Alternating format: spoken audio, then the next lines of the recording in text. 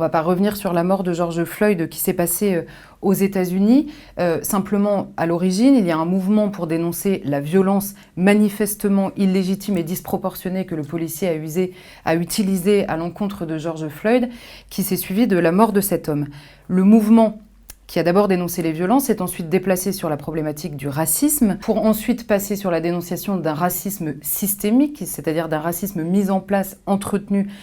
par les États, et ensuite pour s'achever avec une frange de ces manifestants par un procès tout simplement de l'Occident et une volonté de revisiter l'intégralité de son histoire. Cette volonté-là, elle s'est traduite plus particulièrement, ou peut-être plus significativement, sur la problématique des statues. Alors on a vu les statues de Léopold II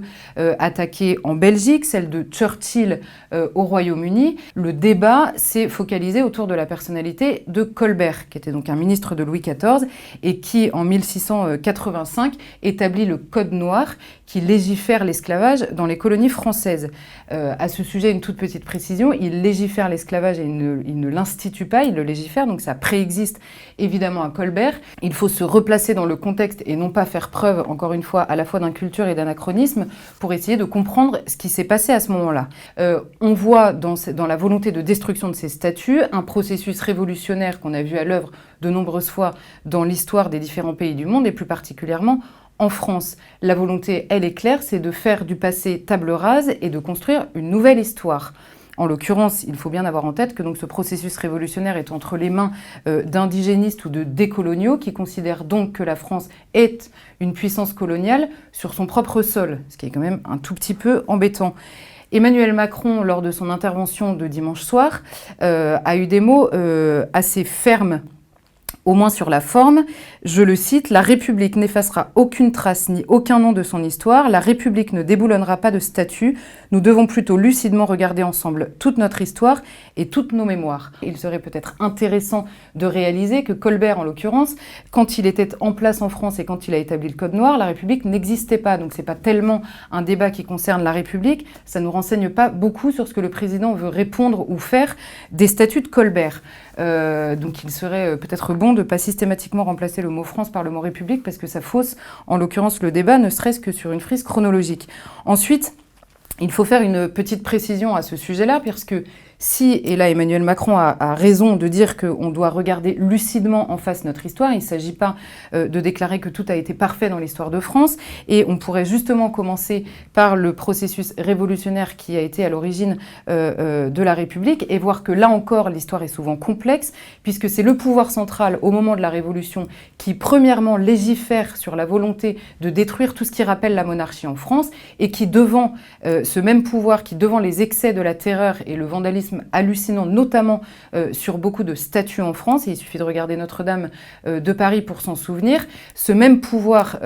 révolutionnaire qui plus tard légiférera contre les vandales, avec ces discours notamment de l'abbé Grégoire, député à l'époque, qui a un discours extrêmement ferme sur la volonté de préserver le patrimoine, et le patrimoine de toute l'histoire de France en l'occurrence. Le lendemain matin de l'intervention d'Emmanuel Macron, Sibeth Ndiaye, porte-parole du gouvernement, laisse entendre que on ne déboulonnera pas les statuts, mais que quand même certaines questions se posent, en l'occurrence sur la figure du général Bugeaud, qui a mené, entre autres personnes, la conquête effectivement sanglante de ce qui allait devenir plus tard l'Algérie, et notamment l'Algérie colonisée.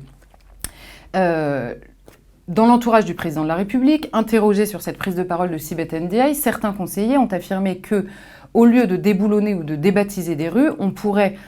présenter toute la complexité de l'histoire, en l'occurrence en prenant l'exemple d'Abdelkader qui a mené la résistance contre le général Bugeaud en Algérie. Pourquoi pas? Sauf que là encore, il faut être extrêmement précis. Pourquoi est-ce que la France, dans une rue qui porte le nom du général Bugeaud, érigerait une statue d'Abdelkader? Est-ce que c'est par rapport à l'histoire de France, auquel cas c'est tout à fait entendable et même tout à fait recevable, ou alors est-ce que c'est pour satisfaire une petite partie de la population française, non pas dans son adhésion à la France, mais avec son particularisme communautaire, ce qui nous ramènerait au point initial qui est le communautarisme lui-même. Je m'explique sur la figure d'Abdelkader. Abdelkader, il mène effectivement la résistance contre le général Bugeaud, qui à l'époque représente la conquête menée par la France, et non pas en son nom propre, sur les territoires qui vont devenir l'Algérie. Abdelkader n'a pas que cette histoire-là dans sa vie. Et c'est tout le problème à chaque fois qu'on extrait une parole ou une prise de position d'un personnage historique. Abdelkader ensuite est placé en détention en France, il est libéré en France, il devient plutôt francophile, en tout cas les discussions sont bonnes avec la France. Tout le monde se réconcilie justement avec l'histoire qui nous a opposés. Abdelkader finit sa vie à Damas en Syrie, où au péril de sa vie, il défend les chrétiens qui sont menacés de pogrom. À ce moment-là, Napoléon III en fait même le décor même de la Légion d'honneur, donc Abdelkader a déjà eu les honneurs de la France, et c'est pour ça que ça n'est pas du tout absurde vis-à-vis de la France, vis-à-vis de son histoire, de vouloir en effet ériger une statue pour expliquer, encore une fois, à la fois cette période-là et tout ce qu'a été Abdelkader vis-à-vis de la France.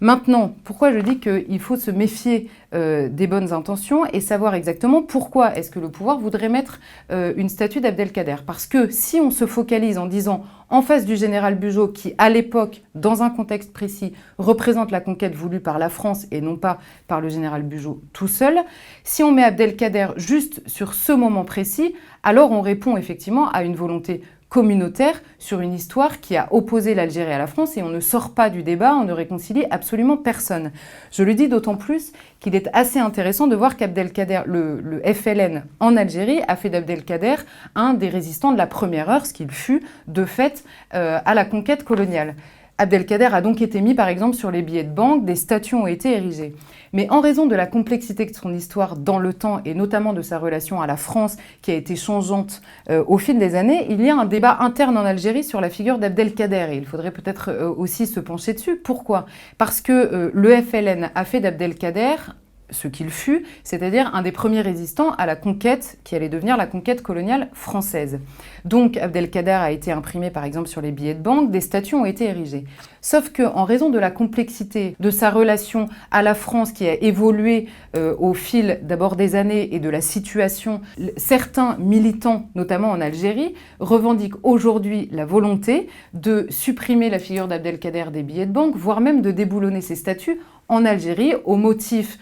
malheureusement connu à travers le monde qu'il serait un traître, etc. Donc il faut bien voir que pour ne pas créer des déboulonnages de statuts dans les déboulonnages de statuts et des problématiques historiques dans les problématiques historiques, il faut enfin réaffirmer que l'histoire de France peut être vue effectivement avec lucidité, voir en effet ses ombres et ses lumières, sans avoir peur de dire que ça fait partie de notre histoire, ce qui ne signifie pas que c'est une bénédiction morale. La personnalité d'Abdelkader, la personne d'Abdelkader et la figure historique d'Abdelkader posera les mêmes questions si elle est faite en fonction des atermoiements communautaires de tel ou tel. Et la question qu'on doit se poser vis-à-vis du général Bugeaud avec lucidité, vis-à-vis d'Abdelkader avec la même lucidité, doit se faire en fonction de l'histoire de France sur le territoire français et non pas en fonction des revendications communautaires, le tout en prétendant lutter contre le communautarisme.